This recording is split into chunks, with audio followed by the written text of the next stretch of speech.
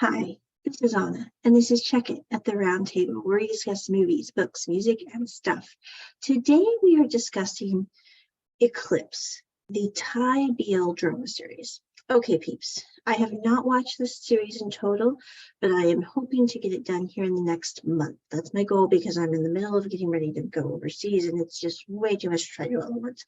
But I wanted to make this podcast because I think there's some very interesting things going on in Eclipse that I've not seen in other Thai BL drama series. Okay, Eclipse came out here about few weeks ago. We had the final episode, I think. So anyway, this is a GMMTV series. It is set in high school, a private boys' high school.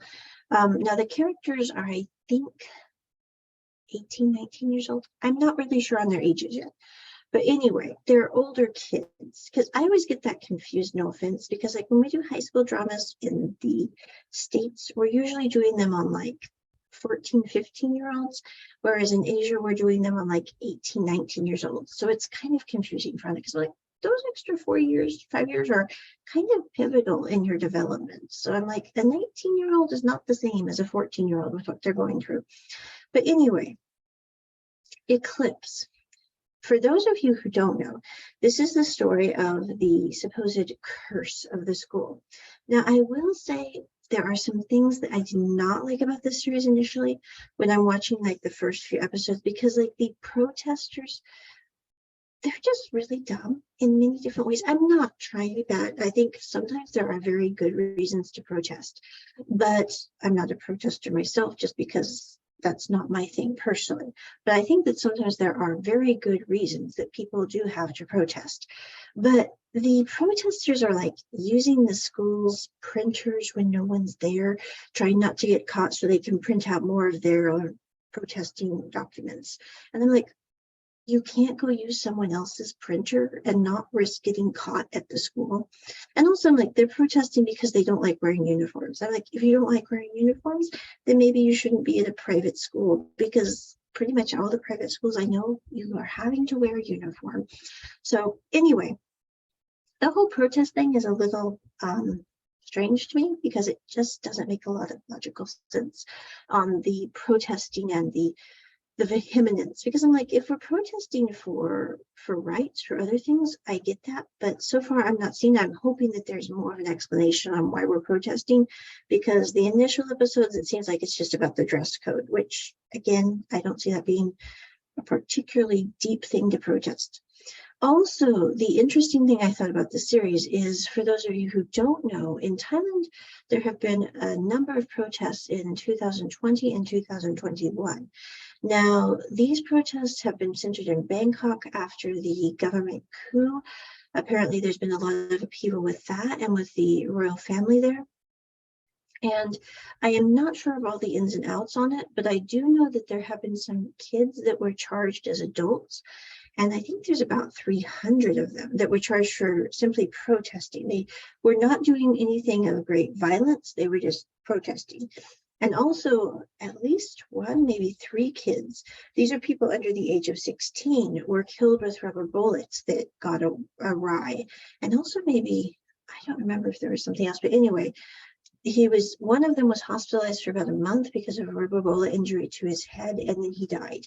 So there have been a lot of riots and things like that in the news regarding Thailand, and I thought it was very interesting that we had this film made about less than a year after the news articles about this. So anyway, and I do have acquaintances in Thailand, and they've told me, you know, Anna, those protests did happen. They do happen whenever there's like a new election or something, because of the younger generation not being too happy with the parliamentary system that's in place. I don't know if I'm saying that right, but anyway, the current government that's in place, the younger generation would wish it to be more democratic than it is. And so there are riots, but they said for the people I know, they're not really affected by those riots, because they said, you know, those are always centered in Bangkok. And even if you're in Bangkok, unless you're, you know, at the riot itself, you're probably not going to be seeing any of this political unrest you're reading about. It's kind of like when I have students and they they're doing lessons, and they're like, if you're from the US, you must have always had a lot of shootings where you lived as a kid. And I'm like, no, I didn't have a lot of shootings where I lived when I was growing up. So I'm like, I think it's all perspective. But anyway, so we have these riots that have happened in Thailand recently. We have this story about people protesting. And we have A, who is the one main character, and then we have Ak. Now, A is played by Cow, and Ak is played by First. Now, Cow, I think this is the first role I've ever seen him in where he kind of plays a character that you're not really sure of. But by the end of the series, he plays this absolutely endearing character that you just want to go up and pat him and go, oh, you're such a sweetie. Anyway, I am weird, but I'm just like, really, you are such a sweetie. Do you want an extra piece of cake or something? Go sit, go have fun. Okay, I don't know. So anyway, he really does play a just endearing character. But at first, you really don't know what to do with him because he is such a, he loves to press Ak's buttons when he first meets him. And so you basically have this development of A trying to bother Ak because Ak wants him to wear the uniform, and A doesn't want to. He wants to wear his black hoodie instead. And he's not in school, and so he's playing hooky. Now, A is very, very smart, so it's not like he's going to be missing his grade point average because he's not in class, because he's like reading 1984, which most high schoolers just do not read that. Most adults do not read 1984. But anyway, so I'm going, Ak is not going to have any trouble in school, even if he is playing hooky. If it were more entertaining, he'd probably be in studies. But anyway, as the story progresses, they basically go from A and Ak not liking each other to A discover when he first arrived at school, we find out by episode 6, that Ak was the one who was causing all these bad things to happen. And the interesting thing I think about this whole series is you have A, who is basically there trying to get vindication for his uncle, who was an English teacher there, who Ak actually, that's the reason that Ak became who he is because he was trying to,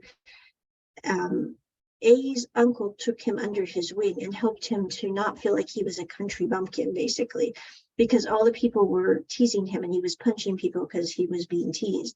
And Dika was A's uncle, and he basically saw Ak and said, you don't have to do this. You can basically do better. And I think it's interesting that Ak ends up with A for many different reasons, but the main reason is they both share Dika. A's uncle was Dika, Ak's mentor was Dika. And in a way, I think the good things that A became was in a great part thanks to Dika and, of course, his mom. But I'm just saying both of them, because A did not have a dad growing up in his life. So Dika basically raised A, and he also mentored Ak. And I think it's very intriguing that by the end of the story, A and Ak are together as a couple. Now, we know they're both in high school. They could, break up. That happens. I kind of sincerely doubt it with those two, but, life can happen. So always can hit. You never know. I don't know. But anyway, at this point in time, I'm going, I really don't see those two breaking up for hell or high water, as we say where I came from. But the interesting thing is Dika is the key component in this story, I think, in that he is basically both the catalyst for what drove A to come to that school in the first place, to try to get vindication for his uncle, to try to figure out why on earth his uncle committed suicide, etc. And you have Ak, who is basically a person who is trying to fix things on his own in the way that he thinks it can be fixed. And it's a terrible way to try to fix things. And also who's carrying all this weight on his shoulders and all this responsibility. And A is able to sit there and go, don't have to try to carry this all by yourself. You don't have to try to pretend to be the strongest person alive, because you're not. Nobody is. So we don't need to pretend that. And I think that is kind of what makes this story interesting. It's a story that is kind of complicated, a little bit dark. It's like I was talking with one of my acquaintances who also likes BL drama, and they were like, the Eclipse is kind of a darker story. It's not like the lighthearted stories. It's kind of like Until I Meet Again or Umwa. It's not a light story. It's not an easy story, but I think it's an important story, because I think that a lot of people, when they get older, it's like, I've heard many people say that, oh, teenagers, their life is so easy. Their life is so, whatever. It's so much easier when you're younger. And I'm like, I wouldn't go back to my high school years if you paid me. I would do about anything to not go back to my high school years. I'm like, if I could time travel, it's like, I would never want to go back there, because that was just a terrible, terrible time. I mean, it was not fun. High school's like, ugh. I mean, now I can see going back if you think you could change it, but if you can't change it, I mean, what's the bloody point? And I mean, the whole point of time travel isn't that you usually can change things. You can just go back in time. But anyway, I think this is interesting because it really does show how, when you're in high school, you are kind of an adult in many, many ways. You're trying to become an adult. You're trying to make it work. But also, you're still a kid. You're still trying to figure out your life. You're still trying to understand things. And it's difficult. And even if you have understanding parents, it still doesn't mean that it's going to be easy. Because I think for people like Ak, for example, even though he has a very good parents, his parents love him a lot. And I think that's especially shown like in the last episode when he goes home and he has to tell them that he's been suspended because of his actions. His parents are like, we knew 2 days ago that you were suspended. They gave us a call, but we wanted to wait and have you tell us so you can tell us what happened. And his parents are not mad at him, even though he did some things that he should not have done, because they're saying, they're going, Ak's going to be okay. But if we react in a way that is negative about this, if we get mad at him, if we yell, scream, shout, do whatever, it's not going to help him become the person that he needs to be. He already knows that he shouldn't have done what he did, the guy who's suspended. So let's just love our kid and let him be who he needs to be. And I really think it's kind of interesting, because I'm going, his parents dealt with the suspension. They also had Ak tell them that he liked guys, not girls, which I'm really kind of, I don't know, I'm not trying to get down a little tirade here, but I'm kind of tired of that in BL drama. I'm like, it's not that he likes all guys. It's not that he would like all girls. It's that he likes A, which, okay, I mean, that makes perfect sense, but why do we have to generalize everything? But anyway, I will calm down now. But my point is his parents dealt with the suspension. They handled him, telling them how he felt about his personal relationships that were romantical. And they also were sitting at the table with A and Ak. And A decided that he was like, he was sitting there with Ak and with Ak's mom and dad. And he's like, what if I was more than a friend to Ak? And they were like, oh, if you're not a friend, then what are you? And he's like, well, we've been seeing each other for a while. And I don't think A was doing this to cause another shift in the pendulum for Ak or for his parents. I think he was doing this because he's like, Ak has dealt with a suspension. He's discussed his romantic relations with his parents. And I think that we need to be honest with his folks, because they're going to find out one way or the other. And we might as well just get all this stuff done that could be extremely unpleasant right now, and then we can just be done with it. Because I think that's one thing I like about A, is he's kind of like, let's deal with this. But he's also the kind of person that he deals with things very calmly, and he's trying to be extremely thoughtful. And I love how Ak's parents are like, how could we possibly hate someone who our son cares about? It's like, I think that people get so wrapped up in labels and in things like that. It's like, I don't mean it, but I grew up in the middle of the US where people were uber conservative.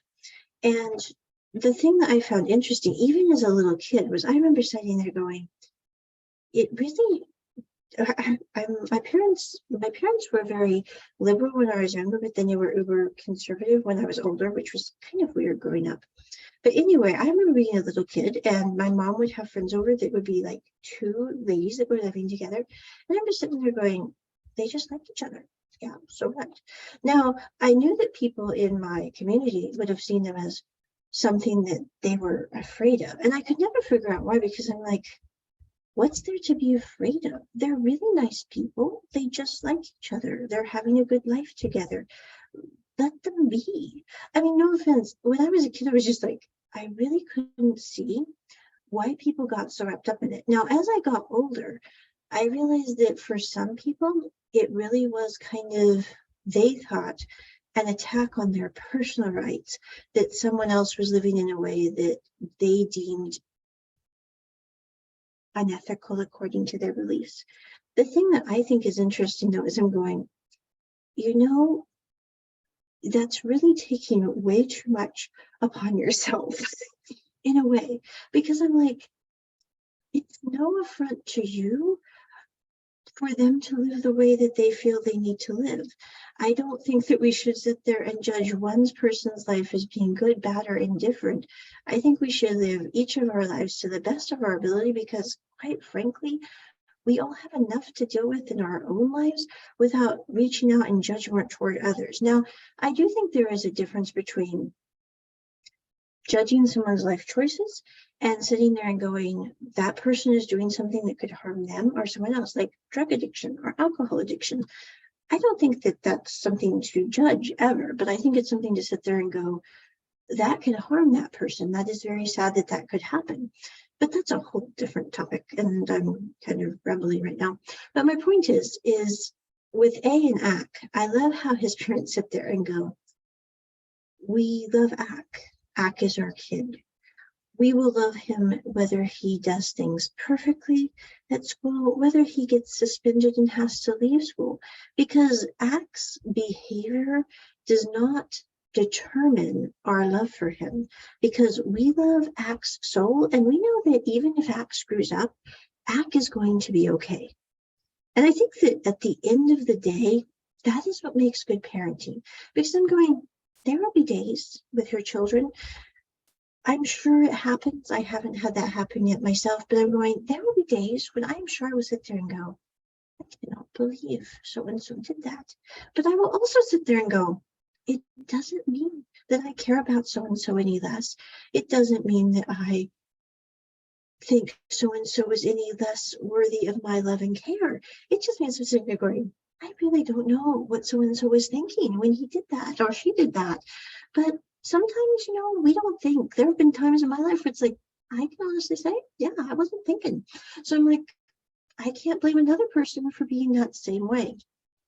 And the way that Ak's parents are like, A, we are just so glad that I love how his dad goes directly into, how could we possibly hate someone our son cares about? And his mom is like, thank you, A, for being there to take care of my kid. And I really think that those two responses to this little tete-a-tete at the table are some of the best responses I have ever seen for anything like this, with the parents meeting the boyfriend or the girlfriend or whatever, because I'm like, that is such a gracious and understanding spirit, because the dad knew that Ak had already gone through hell at school. The Ak had probably, this was the first person that Ak had ever liked. And he's like, if Ak likes this kid, they must be a good person. And I am going to like them because my son has good judgment, usually. And ergo, my son cares about this person, so I'm going to care about this person. And I love how his mom sits there and goes, Ak has somebody who looked after him, who took care of him when he was having this really hard time at school. And I'm going to thank that person for being there for my son. So I think, I love the parents in the show. Now, it doesn't mean that, they're always going to get along with Ak and A and everything's going to be fabulous. I don't think that at all. But I think that moment encapsulates like first reactions to things. First reactions are pivotal. It's like, sometimes we handle first reactions to things perfectly. Sometimes we handle them terribly. I mean, I can honestly say that is true. Now, there have been some times in my life where I'm sitting there going, I have handled first reactions to things really good, and I've handled first reactions to things really not so good. But I am getting better at that, I think, overall. So I think, that's the thing that I really liked about the series was the gracious kind of grace notes that are planted throughout the series. Now, I will say I do not find this as well done as some of the other BL dramas I'm seeing come out of Thailand, but I still really liked it. I also liked how we had people in roles that were kind of different than they'd been in before, like with Cow in First, where, first we saw him in Not Me and he was an absolute sweetheart. And I don't mean that bad in any way. I'm just saying he was a very nice kid. I love the scene where he takes the person and he just kind of lets him cry on his sweater, his shirt. That moment is like one of my favorite scenes in all of drama that I have seen so far, because I'm like, that is extreme care. That is sitting there going, I'm going to be here for that person right now. And I love that scene with First, and I forgot the other actor's name. But anyway, and then we have Cow, who usually plays like in Tanhan Chanlati or 1000 Stars, those kind of shows. And he now plays another character that is much more complex and a little bit darker, but also has a very sweet spirit. It's a little more hidden than in his previous work. And I think that's very interesting. The other thing I think about Cow is Cow did the song for this, which I have to say, when I first heard the song, I was not that, no offense to Cal, I'm sure he's not listening, but anyway, I wasn't that impressed with the song initially, but then it grew on me and I really liked the music video for this song. I really liked the music video. It was great. So anyway, with the mirrors and the alternate realities, now I'm not really sure what's with the chalk over the eyebrow. That did not make sense to me. Maybe it was lost in translation, but anyway, like maybe they're trying to do an alien thing. I don't know. So anyway, the song, it really grew on me. And the other thing that I found interesting, as I was listening to a bit of a podcast on an interview with First and Cow done by a couple of ladies. I'll try to drop it in the description here so you guys can check it out. It's on YouTube. But I was talking to one of my friends. She was a high schooler. And we were watching Bad Buddy together one day. She comes over and we binge watch Bad Buddy. We're almost done with it. Next time she comes over, we'll finish Bad Buddy, the final episode. Okay? Anyway, we've been trying to do that all summer. It's like, it just hasn't happened. So anyway, we're going to finish it next time she comes over. But so I was talking to her. I was like, this Cow kid would be perfect for children's books reading. And she said, huh. And we were listening to his singing and his voice is speaking English. And she's, Anna, you're so right. He would make the perfect reader for books. She said he really would, because Cal speaks perfect Thai and perfect English. I don't know where I'm going. His English is amazing for speaking. But the thing that I really liked about his voice is he's so calm. I mean, no offense, I'm like, it's kind of like my Chinese students. They are very, very calm. I'm just saying, with Cal, when he speaks in English, he has this lovely British lilt to his voice that is like uber calm and just like very steady and calm. And I'm like, that would be perfect for children's books. So if Cal ever decides to quit acting, I think he should go into a career as a voice actor for reading recorded books for children. I mean, like The Princess and Curdie or The Hobbit or, Goodnight Moon. I don't know. You would be really good for reading those. But anyway, that is my review on Eclipse and my thoughts so far. But I think that the thing that really hit me today, the main point of this whole ramble, other than, of course, I think that Cal should definitely go into recorded books. I'm like, I wonder if he'd ever consider doing recorded books, because those would be really nice for the kiddies to listen to. Anyway, so, but the main thing I thought was interesting was Dika being the catalyst that drew Ak to A and A to Ak in a way, basically the thread that bound them together. And it kind of reminded me of, like, in History 3 Trapped, that series where you have the two main characters, who I'm sorry, I do not remember the names because Mandarin names are not my strong suit. I'm working on that.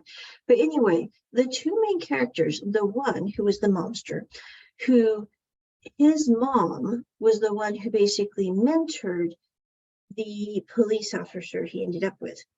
And basically, the fact that even though neither of them knew that connection, that was one of the things that kind of brought them together in a way. And I think it's kind of interesting how things work out in life that way, how you might know someone who knows someone else who you meet, and that leads to a friendship or acquaintance or whatever. And you really didn't plan on that happening at all. No, not in a romantic way always. I'm just saying, I think it's really interesting how one person can affect two other people who then, it's like a collaboration of sorts. So anyway, that's what I found most interesting about Eclipse so far. And also, of course, ex-parents are simply awesome. I mean, that's one of the things I really like about BL dramas is usually the parents are either absolutely horrid, which I do not like, or they are absolutely wonderful. I mean, they really, really are. It's like I was talking with another person I know who likes BL drama, and they're like, you know, the moms in the dramas from Korea, BL, are absolutely horrible. I'm like, you are so right. The moms portrayed in Korean BL dramas are like from the pit of the earth moms. I don't mean it bad. I'm like, I do not think Korean mothers are that way at all, but I really would like better personification of mothers in Korean BL drama, because I'm like, that is just really depressing and very disturbing at the very least. So anyway, and then on the other hand, in Thai and Taiwanese drama, we often have really cool moms in these dramas. Now, not always, but oftentimes we do, like uber supportive moms. And I'm like, if you're going to be a mom, be supportive. Now, it doesn't mean that you always agree with everything your kids do. It doesn't mean that you sit there and go, I think this is a brilliant idea, when you don't. But I'm sitting there going, when it comes to them in relationships, if they like someone, that person likes them, they get along well, they love each other well, I'm like, yay, good for you. I mean, I don't really see what's the big deal here. But anyway, that is my review. The Eclipse, with many, many different digressions and just some overall thoughts so far. I'm really looking forward to finishing this series in total. I have watched some of the early episodes, some clips throughout, and the final episode, but I'm really looking forward to linking it all together in this fabulous way that will be linear, because I like linearity. So anyway, that is my review. Thanks for listening. Check it at the round table. Bye.